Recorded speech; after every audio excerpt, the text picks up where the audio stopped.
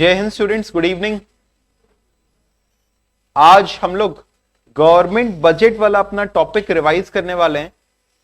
अगर आपने पढ़ रखा है इससे पहले, नहीं पढ़ रखा है, इन एनी वेज ये आपके लिए हेल्पफुल होगा। हम लोग इस चैप्टर में सीखते हैं कि गवर्नमेंट बजट क्या होता है, उसके क्या कंपोनेंट्स होते हैं, उसमें डेफिसिट्स कितने प्रकार के हो सकते हैं और उसके क्या इंप्लीकेशंस होते हैं। तो ये पूरा का पूरा चैप्टर हम लोग 2 क्लासेस के अंदर में पढ़ेंगे। आज हम लोगों की इसकी फर्स्ट क्लास है। ठीक है, तैयार हैं आप लोग? स्टार्ट किया जाए। सबसे पहले अच्छा, आप लोग अगर चाहो तो साथ साथ में मेरे नोट्स लिख सकते हो, बिकॉज जितनी बार आप उसको लिखते हो उतनी बार आप उसको रिकॉल एंड रिवाइज भी करते जाते हो। सबसे पहले हम लोग इस चैप्टर में ये सीखते हैं कि गवर्नमेंट बजट क्या होता है। What do you mean by government budget? तो व्हाट इज गवर्नमेंट बजट बताइए। ये एक स्टेटमेंट है किस चीज का? एस्टिमेटेड रिसीप्ट्स और एक्सपेंडिचर का या एक्चुअल रिसीप्ट्स और एक्सपेंडिचर का? एस्टिमेटेड रिसीप्ट्स और expenditure. So it is the statement for estimated receipts and expenditure of the government for upcoming financial year. आने वाले फाइनेंशियल ईयर में गवर्नमेंट के क्या क्या एस्टिमेटेड रिसीप्ट्स और एक्सपेंडिचर होंगे, उसका एक स्टेटमेंट होता है government budget.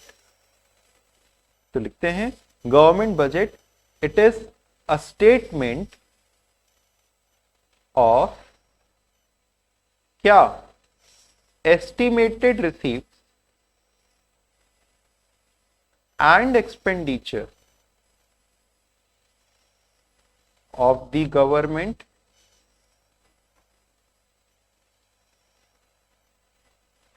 for a financial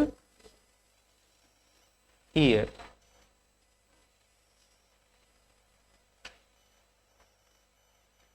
For a financial year.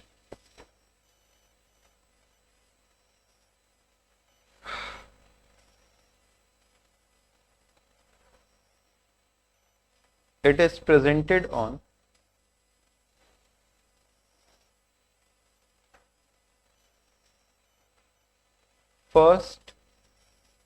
February 1।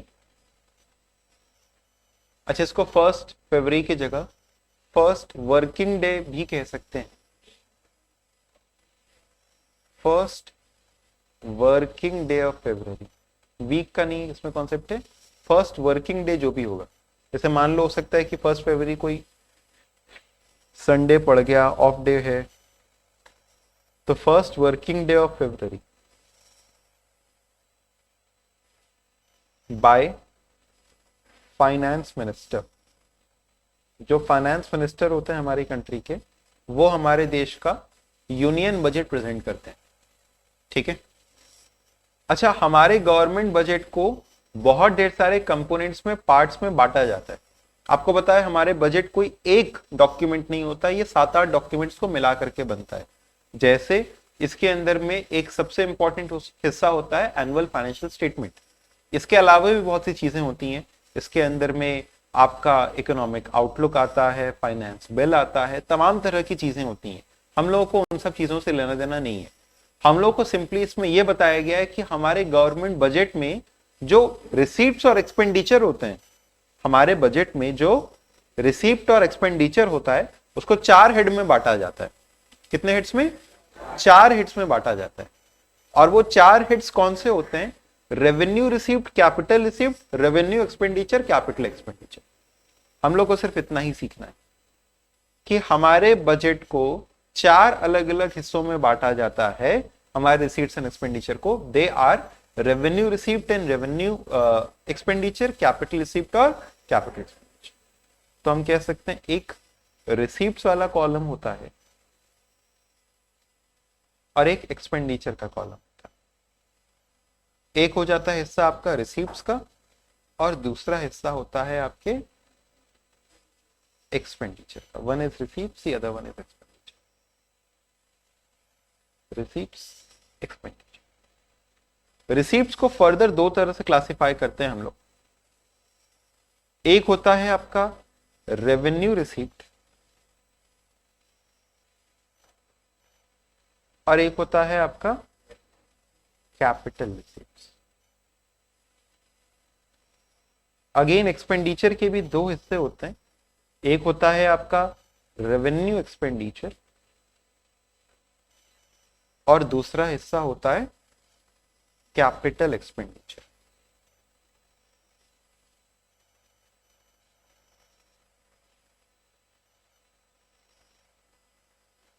अब आप इसको ऐसे समझो कि जब भी आपको कोई रिसीप्ट होती है, जब भी आपको कोई रिसीप्ट होती है, तो या तो आप कोई असेट बेचते हो या तो फिर उसके बदले लोन लिए होगे। भाई पैसा आया, रिसीप्ट माने यहां पे क्या, मनी आया, पैसा आया। अब वो पैसा कब आएगा, या तो आपने कोई असेट बेचा है या तो फिर लोन लिए हो, या तो कोई असेट बेचा या तो फिर कोई लोन लिया। अगर दोनों में से कोई भी एक चीज हुई हो, या तो हमने असेट बेचा या तो फिर लोन लिया, तो उसे कहेंगे कैपिटल रिसीप्ट। लेकिन अगर दोनों ही नहीं है लेकिन फिर भी पैसा आया है तो उसे कहेंगे रेवेन्यू रिसीप्ट। सर ऐसा कब हो सकता है, जैसे से फॉर एग्जांपल हमको टैक्सेस के थ्रू पैसा मिला, तो गवर्नमेंट को जब टैक्स के थ्रू पैसा मिलता है तो क्या उसके लिए कोई असेट वो बेचता है, नहीं। क्या उसके लिए वो उधार हो जाता है टैक्स लेना, नहीं। गवर्नमेंट का टैक्सेस लेने से कोई उधार नहीं बनता है।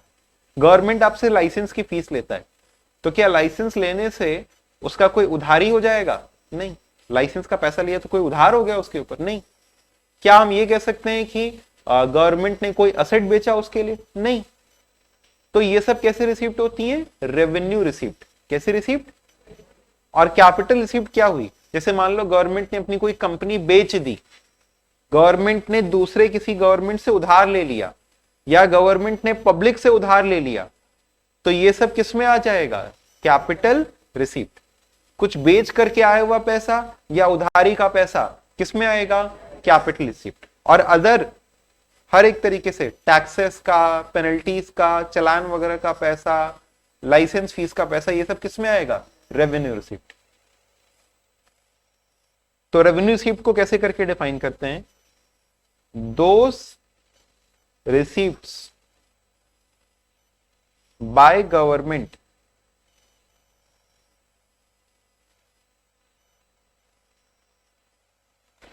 which neither lead to decrease in assets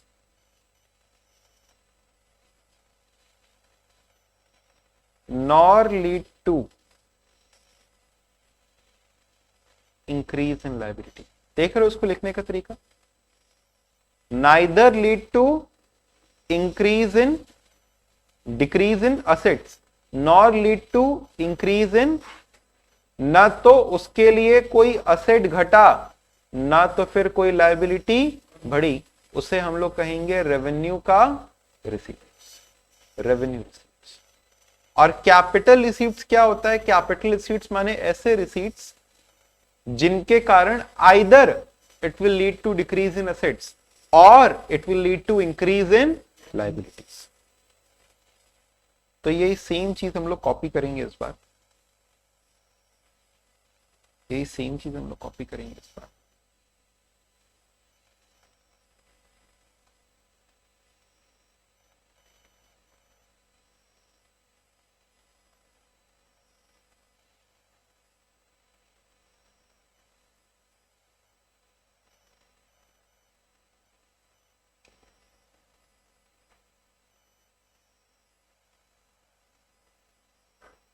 और इस बार बस नाइदर नॉर की जगह पे हम लोग कर देंगे आइदर और। बन गया, बढ़िया है कि नहीं है बताओ, नहीं तब तुम्हारे लिए कुछ अच्छा। नालायक यही यही वो लोग हैं जो कि जिनका काम कुछ नहीं होता है, बस बैठे बैठे नुक्स निकाल।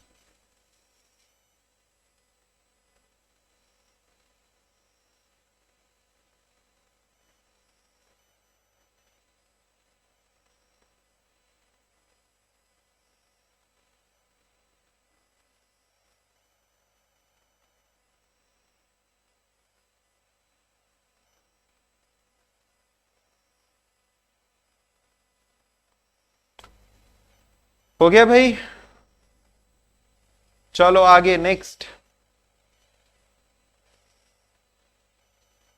रेवेन्यू एक्सपेंडिचर और कैपिटल एक्सपेंडिचर। जब एक्सपेंडिचर कर रहे हैं तो मान के चलते हैं, जब एक्सपेंडिचर करते हैं तो हम मान करके चलते हैं कि या तो हमारा असेट आ रहा होगा, भाई खर्चा किए पैसा दिए हैं तो पैसा देंगे तो फिर कोई असेट आएगा ना, या तो फिर पैसा दिए हैं किसी पुरानी लायबिलिटी को चुकाने के लिए, या तो मैंने पैसा दिया है किस चीज के लिए, असेट पाने के लिए, या तो फिर पैसा दिया है किस चीज के लिए, लायबिलिटी को चुकाने के लिए। तो अगर मेरे पास में असेट बढ़े या फिर कोई लायबिलिटी घटे, यानी असेट या लायबिलिटी किसी एक पे फर्क पड़ रहा है, आइदर असेट इंक्रीजेस और liability decreases, it will be called as क्या, capital expenditure. It will be called as capital expenditure.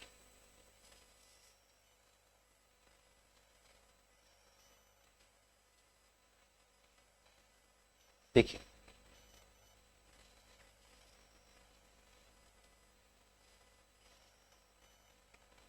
लिखते हैं इसको।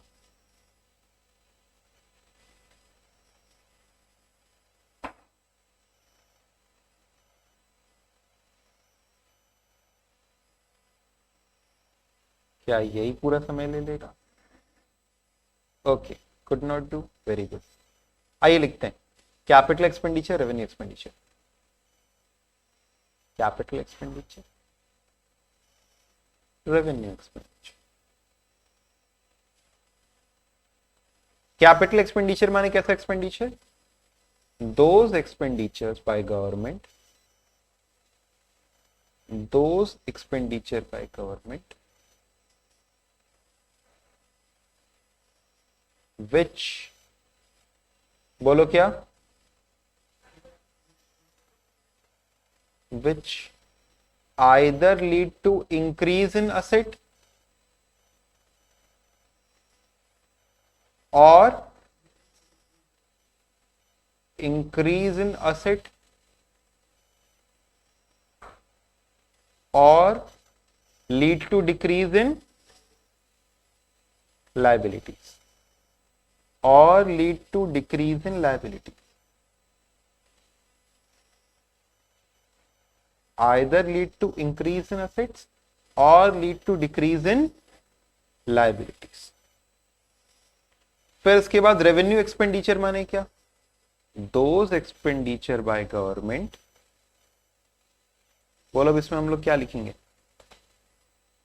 विच lead to, come on speak out, which lead to neither any increase in asset nor any decrease in those expenditure by government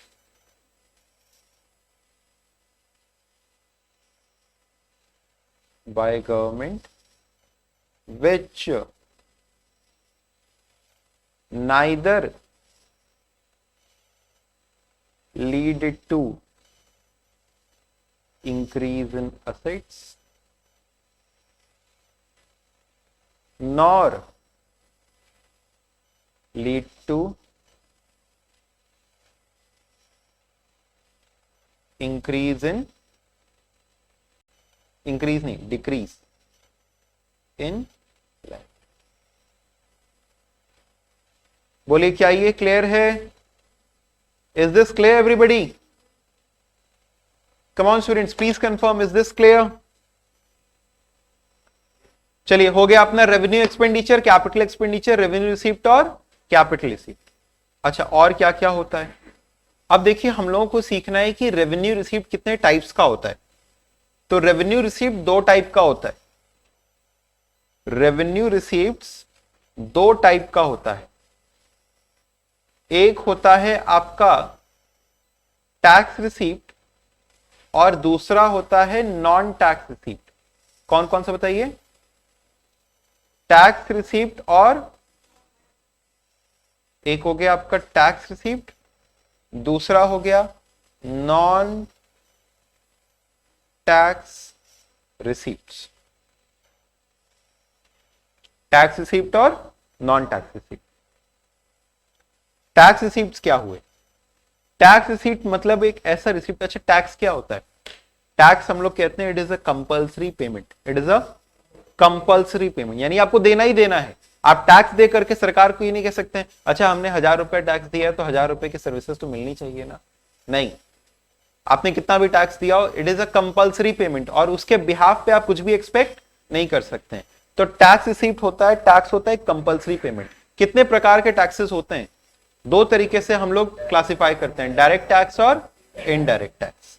ठीक है, तो सबसे पहले हम लोग उसी तरीके की क्लासिफिकेशन को सीखेंगे। अच्छा, टैक्स रिसीट्स के अंदर में बहुत सारे टैक्सेस आते हैं। डायरेक्ट टैक्स, डायरेक्ट टैक्स के अंदर में आता है मेनली आपका इनकम टैक्स।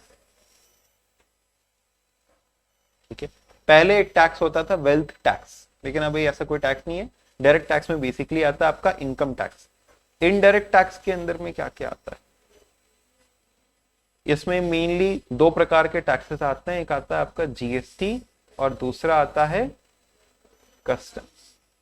जीएसटी और कस्टम्स। कस्टम ड्यूटी होता है इंपोर्ट एक्सपोर्ट पे, जीएसटी लगता है आपका मैन्युफैक्चरिंग पे, सेल्स पर, हर एक चीज पर। Is this clear? अच्छा, ये हो गया आपका जीएसटी और कस्टम्स। नॉन टैक्स रिसीप्ट क्या क्या हो सकता है? इसके अंदर में आ सकता है आपका जैसे इसमें आता है पेनल्टीज। ठीक है, चालान्स,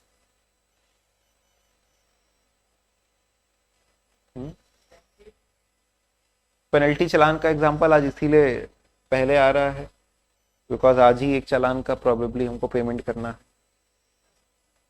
तो कितना क्या हमको भी नहीं पता, लेकिन वो आएगा। उसने हम लोगों की बढ़िया सी फोटो खींची है। आई वाज जस्ट थिंकिंग जब वो फोटो खींच रहे हैं तो आई शुड हैव स्माइल्ड। कम से कम फोटो तो अच्छी आनी चाहिए। हाँ, ओवरलोडिंग कर, रॉन्ग साइड। ठीक है, ठीक है। ओके ओके, ठीक है। तो आज आज अगर आज जो वो हमसे पैसा ऐसा लेंगे, ठीक है, आज जो वो पैसा देना होगा, अगर मान लो हमको पेनल्टी है चालान का, तो घूस घूस उसकी जरूरत नहीं, उसकी कोई जरूरत नहीं है। पेनल्टी या चालान का अगर हमको पैसा देना होगा तो ये बताओ क्या वो एक टैक्स रिसीप्ट है? नहीं। क्या वो सरकार की लायबिलिटी बन जाएगी? अच्छा, नेक्स्ट, फीस। सर फीस वगैरह कैसी? बहुत सी चीजों की फीस लगती है। लाइसेंस फीस है ना, स्पेक्ट्रम देता है तो स्पेक्ट्रम फीस, जैसे टेलीकॉम के लिए होता है ना spectrum, 2G spectrum, 3G spectrum, कुछ तो ये स्पेक्ट्रम फीस, लाइसेंस। और कौन कौन से नॉन टैक्स? आप लोग कह रहे थे एस चीट्स क्या होता है? जिसका कोई नहीं होता उसकी सरकार होती है, जिसका कोई नहीं होता उसकी। तो जब कोई चल दे बिना किसी लीगल एयर के, या बिना किसी एयर के, लीगल इलीगल कोई भी हो, तो जिसकी प्रॉपर्टी का कोई भी एयर नहीं होता, उसकी प्रॉपर्टी को अंत में कौन हड़प लेता है? सरकार। ठीक है, उसे क्या कहती है? S cheats. ठीक है, आप समझ रहे हो बात को? नेक्स्ट, फिर उसके बाद अगला, हाँ, गिफ्ट्स एंड ग्रांट्स। अच्छा, सरकार अपने डिपार्टमेंट्स और कंपनी से भी तो कमाती है। Income from PSU. पीएसयू माने गवर्नमेंट की कंपनीज, गवर्नमेंट के डिपार्टमेंट्स, गवर्नमेंट की कंपनीज, गवर्नमेंट के डिपार्टमेंट्स और स्टैट्यूटरी कॉर्पोरेशंस। यस और नो? तो फिर जैसे आरबीआई, तो ये सब का सब किसके अंदर में आ गया? Non tax receipts. Tax receipt के अंदर में डायरेक्ट टैक्स और इनडायरेक्ट टैक्स, ये दो प्रकार से आपकी क्लासिफिकेशन होती है। हम लोग अब आगे सीखने वाले हैं कि डायरेक्ट टैक्स और इनडायरेक्ट टैक्स में क्या अंतर होता है, प्रोग्रेसिव टैक्स और रिग्रेसिव टैक्स क्या होता है। ठीक है, यहां तक लिखा आप लोगों ने? पक्का? Everybody in the chat section please confirm, is it done? Send your chat to the cohost and confirm is it done. सबने लिख लिया? अच्छा, डायरेक्ट टैक्स और indirect tax. Direct tax, indirect tax.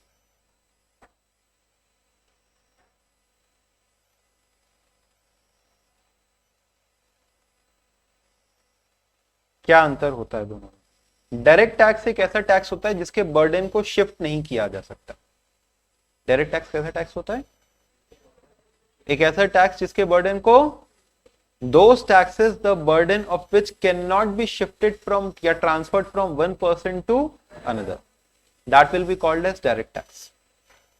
तो जो पर्सन कमाई करता है वही पर्सन अपनी इनकम के ऊपर टैक्स भरेगा, इनकम टैक्स।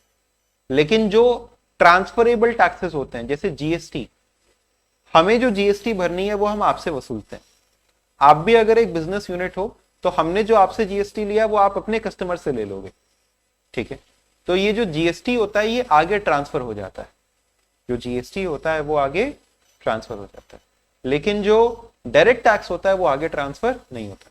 यानी आप अपने कस्टमर से ये नहीं बोलते हैं कि अरे तुम हमसे 1000 रुपए का सामान लेके जा रहे हो, इसके ऊपर मेरी 200 रुपए की कमाई होगी, उस पर सरकार हमसे 10% यानी 20 रुपए का टैक्स लेगी, ये 20 रुपए भी तुम देके जाओ, नहीं, ठीक है। वो उल्टे आपको 2 बातें और सुना के चला जाएगा, लेकिन वो टैक्स नहीं दे करके जाएगा।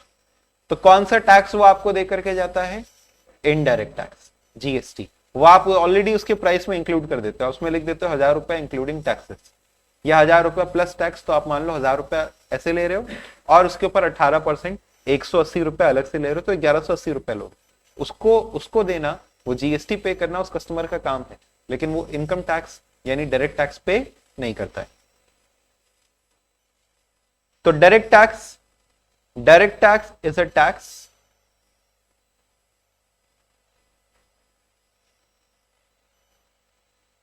it is a tax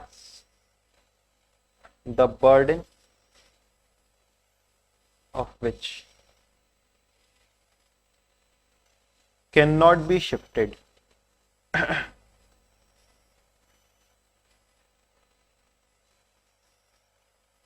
from one person to another। एक से दूसरे के ऊपर में इसको शिफ्ट नहीं किया जा सकता। Those taxes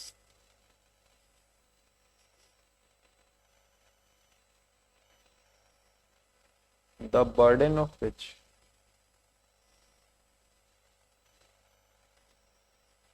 can be shifted from one person to another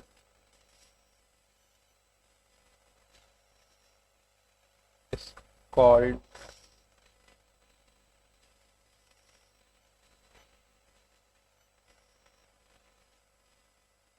indirect tax. इसे क्या कहते हैं? Indirect tax.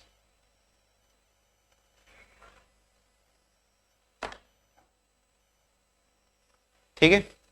और इनके बीच में क्या क्या डिफरेंसेस होते हैं? देखो, जो डायरेक्ट टैक्स होता है ये हमारे देश में किस प्रकार से लगता है ये समझो।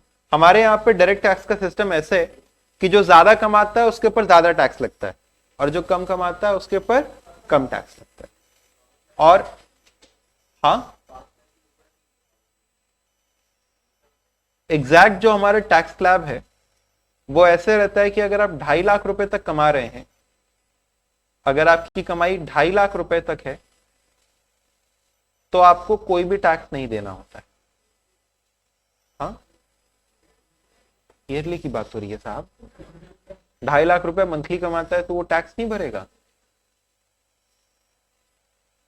2.5 लाख से 5 लाख कमाने तक वालों को 5% के रेट से टैक्स भरना होता है। 5 लाख से 10 लाख वालों को 20% की रेट से टैक्स भरना होता है और 10 लाख से ज्यादा कमाने वालों को 30% की रेट से टैक्स भरना होता है। तो आप देख सकते हो कि जो जितना ज्यादा कमा रहा है उतना ज्यादा टैक्स भर रहा है। अच्छा, अगर कोई हमारे देश में अगर कोई 7 लाख रुपए कमा रहा है तो आप इसको ऐसे समझो कि वो 2.5 लाख रुपए के ऊपर में कोई टैक्स नहीं देगा। 2.5 लाख से 5 लाख तक की कमाई पर वो 5% का टैक्स देगा, यानी 12,500। और 5 लाख से 7 लाख रुपए तक की कमाई पर 2 लाख रुपए के ऊपर वो 20% के हिसाब से टैक्स देगा, यानी 40,000 रुपए का टैक्स देगा। तो टोटल उसका टैक्स कितने रुपए का बन जाएगा? 52,500 रुपए का टैक्स बन जाएगा। बोलो समझे क्या? तो ये इसका पूरा का पूरा टैक्स स्ट्रक्चर होता है। आप देख सकते हो जितना ज्यादा कमाता जाएगा उसके हिसाब से उसका टैक्स का रेट भी बढ़ता जाएगा। अब ये एग्जैक्ट टैक्स कैलकुलेशन हम लोगों को सीखनी नहीं है, बस एक ओवरव्यू के तौर पे हम आपको बता रहे हैं। लेकिन ये जो टैक्स का मैंने आपको सिस्टम बताया, इसे कहते हैं प्रोग्रेसिव टैक्सेशन सिस्टम। क्या कहते हैं? प्रोग्रेसिव का मतलब जो ज्यादा कमाएगा वो ज्यादा देगा, जो कम कमाएगा वो कम देगा। ये अच्छा है कि नहीं है? अच्छा है, बेहतर है। एक होता है regressive tax system. Regressive tax system का मतलब क्या होता है कि जो ज्यादा कमाएगा वो कम देगा? नहीं, हर किसी के ऊपर में एक बराबर टैक्स रेट लगता है। हर किसी के ऊपर में एक बराबर टैक्स रेट लगता है, तो उसे हम लोग कहते हैं रिग्रेसिव। क्योंकि अगर देखा जाए तो प्रोपोर्शनली वो अपनी इनकम का कम हिस्सा पे कर रहा है। अगर तुम भी 2 रुपए का टैक्स पे कर रहे हो और तुम 1 करोड़ कमाते हो, ये भी 2 रुपए का टैक्स पे कर रहे हैं और ये 1,000 कमाते हैं, तो बताइए प्रोपोर्शनली इन्होंने तो ज्यादा टैक्स भरा ना। तो हम लोग इसे कहते हैं रिग्रेसिव नेचर का टैक्स। अब जो जीएसटी लगता है वो तो हर किसी के लिए, कस्टमर देख करके तो लगता नहीं है। अमीर कस्टमर है तो फिर ज्यादा लगाएंगे, गरीब कस्टमर है तो कम लगाएंगे। वो टैक्स रेट अलग अलग हो जाता है, लेकिन हर कोई एक ही जैसा टैक्स रेट पे करता है। समझे कि नहीं समझे? तो direct tax, direct tax it is progressive in nature.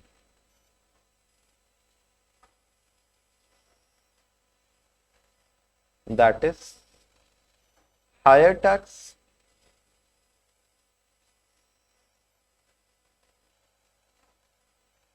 is levied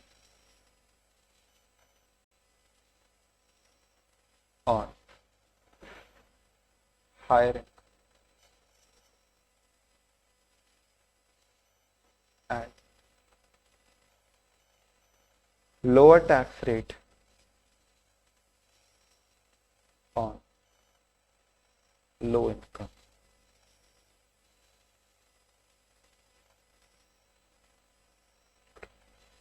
Indirect tax, it is regressive in nature. ये कैसा होता है? Regressive in nature.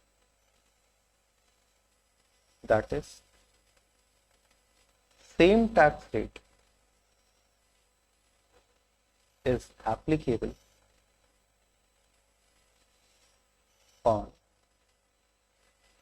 all the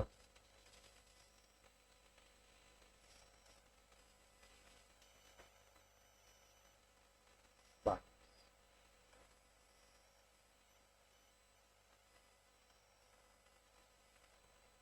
इसके एग्जाम्पल्स, इनकम टैक्स, इसका example GST, custom. Custom duty किस पे देना होता है? Import export. अच्छा, एक होता था एक्साइज ड्यूटी। एक्साइज ड्यूटी पता है किस पे लगता है? मैन्युफैक्चरिंग पे। किस पे लगता है? जैसे कुछ कुछ चीजें हैं ना, उस पे आज भी एक्साइज ड्यूटी लगता है। ऐसे तो एक्साइज ड्यूटी हटा दिया गया, उसकी जगह पे आ गया जीएसटी, लेकिन कुछ कुछ चीजों पे आज भी एक्साइज ड्यूटी लगता है। जैसे बोलो। हाँ ठीक है, पेट्रोल। और बोलो,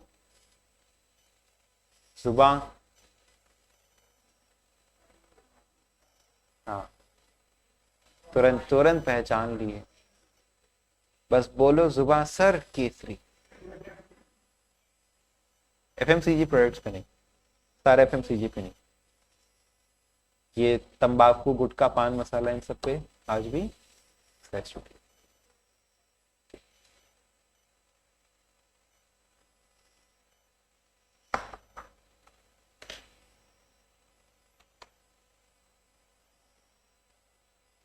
ठीक है यहां तक? अच्छा, अब हम आपसे सवाल पूछते हैं। नहीं ठीक है यहां तक? हमने पूछा ठीक है यहां तक, कोई मनी मन बोल रहा है नहीं नहीं नहीं। हाँ, कौन? दीदी कोई डाउट? हमको मन की आवाज भी सुनाई दे जाती है।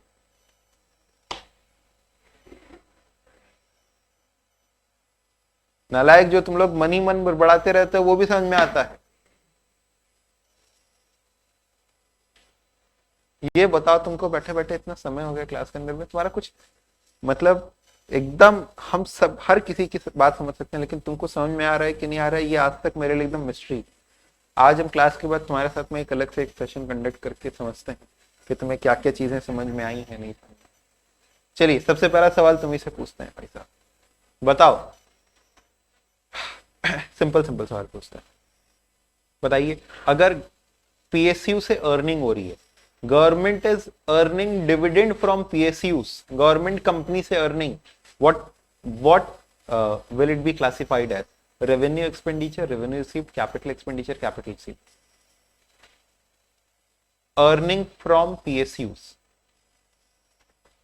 पहले बताओ रिसीव्ड है कि एक्सपेंडिचर? रिसीव्ड है। रेवेन्यू रिसीव्ड है, कैपिटल रिसीव्ड? क्या बेचा है इसके लिए जो कि पैसा आया? कुछ नहीं बेचा ना, तो नॉर्मल इनकम है ना, तो इसे क्या कहेंगे? Revenue received. ठीक है। Loan, RR, correct. अरे रेवेन्यू रिसीव्ड, आप बताइए। Loan taken by government, loan taken by government from a foreign government, एक फॉरेन गवर्नमेंट से हमने लोन लिया है, क्या कहेंगे इसको? अरे भैया लोन लिए हैं, सॉरी दीदी, लोन लिए हैं दीदी, तो पहली बात रिसीप्ट है या एक्सपेंडिचर है? रिसीप्ट है ना। और ये कैसा रिसीप्ट है? कैपिटल। आपसे पूछा जाएगा why it is a capital receipt? Because it leads to increase in liability. ठीक है, आप बताइए। अगर अगर गवर्नमेंट ने अपनी कोई कंपनी बेच दी, तो उससे पहले बताओ पैसा आएगा कि जाएगा? आएगा। रेवेन्यू रिसीप्ट या कैपिटल रिसीप्ट? Capital receipt. ये बताइए, अगर गवर्नमेंट को टैक्सेस से पैसा मिल रहा है तो वो रेवेन्यू रिसीप्ट। पीछे में आप बताइए, अगर गवर्नमेंट किसी का लोन रिपे कर रही है,